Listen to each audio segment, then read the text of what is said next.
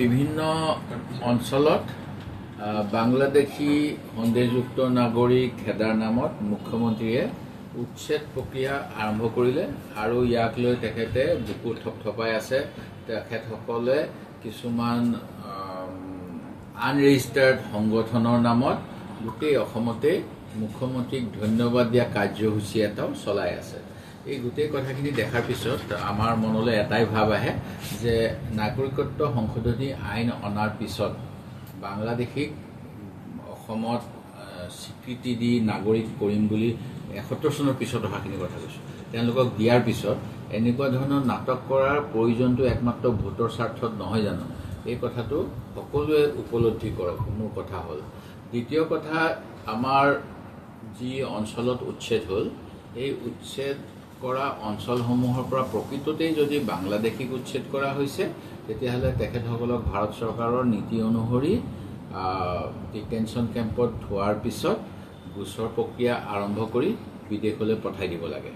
তেওঁলোকক কেতিয়াও ৫০,০০০ টকা আৰু আদানী আম্বানীয়ে য'ত ইণ্ডাষ্ট্ৰি কৰিব সেই জেগাৰ পৰা আঁতৰাই অন্য জেগাত থ'ব নালাগে। এইটো হ'ল এটা অতি দুখনীয় কাম আৰু ই অসম চুক্তি, অসমীয়া জাতিক অপমান কৰা কাম। এই কাম বিজেপি চৰকাৰখনে যেন নকৰে, এইটো মোৰ অনুৰোধ। দ্বিতীয় কথাটো হ'ল অসমত বিভিন্ন সময়ত ৰিজাৰ্ভ ফৰেষ্ট প্ৰপ'জ কৰা হৈছিল। এই গোটেই প্ৰক্ৰিয়াটো এটা আইনী প্ৰক্ৰিয়া। এই আইনী প্ৰক্ৰিয়াত যিসমূহ অঞ্চলত কৰা হ'ব, সেই অঞ্চলসমূহৰ ৰাইজৰ লগত জনশুনানি কৰিব লাগে। জনশুনানি কৰাৰ পিছত আপত্তি বিবাদ থাকিলে এজন বিষয়াৰ যোগেদি সেইখিনি নিষ্পত্তি কৰাৰ পিছত যাক যেনেকৈ সহযোগিতা আগবঢ়াব লাগে সেইখিনি কৰাৰ পিছত এই বনাঞ্চল ঘোষণা কৰা হয়, ৰিজাৰ্ভ ফৰেষ্ট। এতিয়া ২০১৬ চনৰ জানুৱাৰী ফেব্ৰুৱাৰী মাহতে গোৱালপাৰাৰ DFO বা অন্য শীৰ্ষ বিষয়াই অসম চৰকাৰে পত্ৰ প্ৰেৰণ কৰিছিল যে আমাৰ জিলাত থকা প্ৰায় ৫০খনমান প্ৰস্তাৱিত অভয়াৰণ্যৰ বা ৰিজাৰ্ভ ফৰেষ্টৰ বন্যভূমিৰ কাৰণে যিখিনি কাম কৰিব লাগে সেইখিনি কৰক। মানে সীমা নিৰ্ধাৰণ হোৱা নাই, ৰাজহ মাটি নে ফৰেষ্টৰ মাটি এইবিলাক নিৰ্ধাৰণ হোৱা নাই।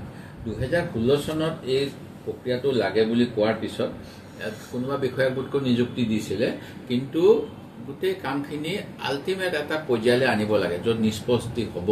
সেইখিনি কৰাৰ পিছতহে উচ্ছেদৰ কথাটো আহিব লাগে।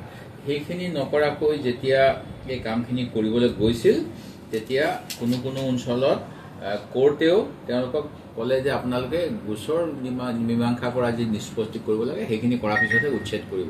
এই কথাখিনি অসম চৰকাৰে একেবাৰে নাই শুনা, ভাইলেট কৰিছে।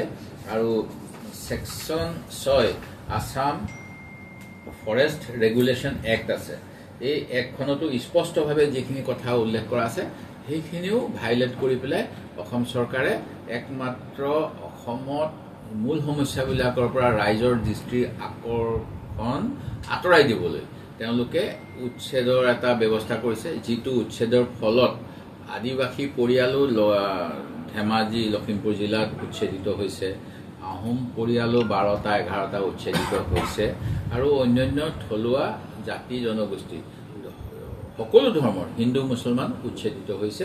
এইবিলাক ভুল সিদ্ধান্ত কেবিনেটত লৈ আছে। ডিউ প্ৰচেছ অফ যি ল সেইখিনি নকৰাকৈ কৰিছে। আৰু ময়ো মানৱ অধিকাৰ আয়োগক এই গোটেই কথাবিলাক জনাই এখন পত্ৰ প্ৰেৰণ কৰিছোঁ যে মানৱ অধিকাৰ খৰ্ব কিয় কৰা হৈছে সেইখিনি তেখেতসকলে নিজাববীয়া গোচৰ ল'ব লাগে। মই নাজানো কি হ'ব, কাৰণ আপোনালোকে জানেই দেশৰ ইলেকশ্যন কমিশ্যনলৈকে এতিয়া হস্তক্ষেপ কৰাৰ বিজেপি এটা ব্যৱস্থা কৰিলে, যাৰ ফলত বগাজ ভোটাৰ বহুত সোমায় নিৰ্বাচনী ৰায়টোকে মানে তেওঁলোকে বিপথে পৰিচালিত কৰিব বিচাৰে।